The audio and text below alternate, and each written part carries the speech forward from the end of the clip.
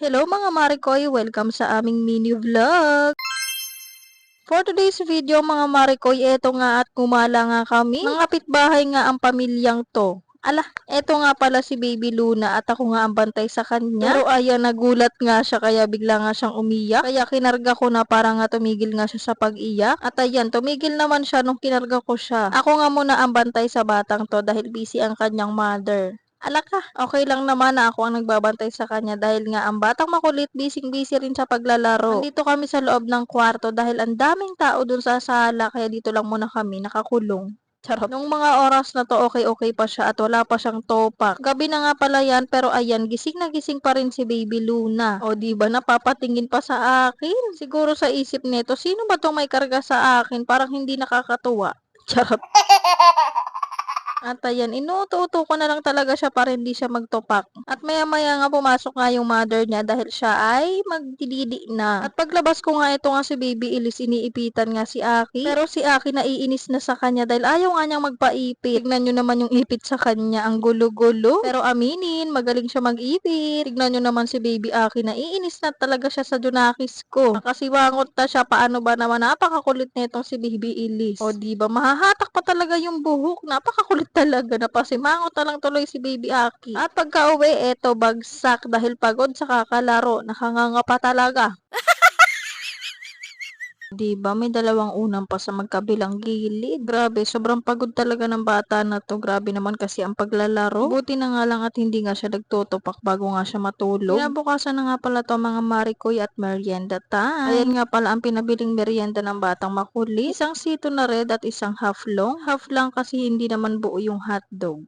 Ala, o 'di ba? Busog na naman ang batang makulit at nasunod na naman nga ang gusto niya. Siyempre bago pa ako maubusan, kakagat na si Mima. Charot. Kumagat nga lang ako ng konti at kay Baby Elise na nga yan lahat. Yan kasi ang request niyang merienda kaya ayan, ibibigay ko sa kanya. Ala OA. At pagkatapos ng merienda, pinagawa ko na nga sa kanya itong assignment niya. Ayan nga pala yung shell ng itlog at ayan nga yung ididikit namin. Fast forward mga Marikoy, nakauwi na nga pala kami. Pero bago nga kami umuwi ay naligo nga muna ako para nga hindi na ako maglagkit-lagkit. At pagkauwi nga namin, ito nga ang aking ginawa. Nagpagpag nga muna ako ng higaan namin. Marami na kasing mga alikabok kaya ayan for the pagpag at walis nga ang person. Nag-spray na nga rin ako dito ng Downy mga Marikoy para naman kahit papaano ay bumango. Hindi pa kasi ako nakaka-order ng pampabango nga ng kwarto. Wala pa kasing budget. Charot.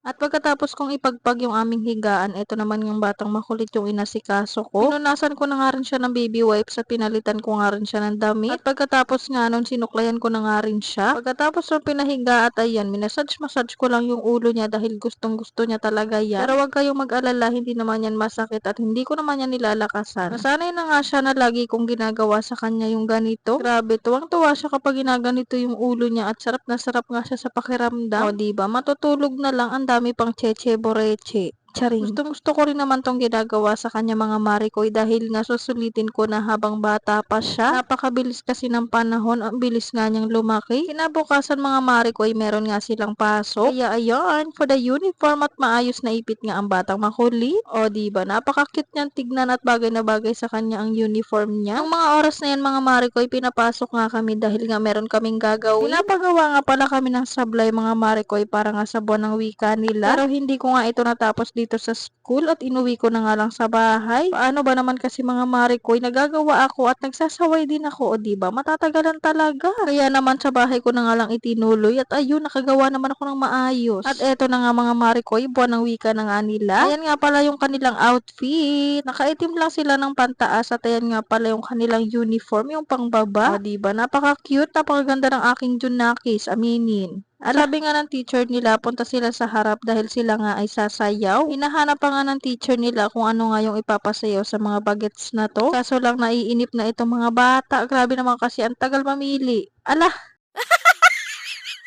Kinabukasan na nga pala to mga Marikoy at eto magkasama na naman ang dalawang maingay.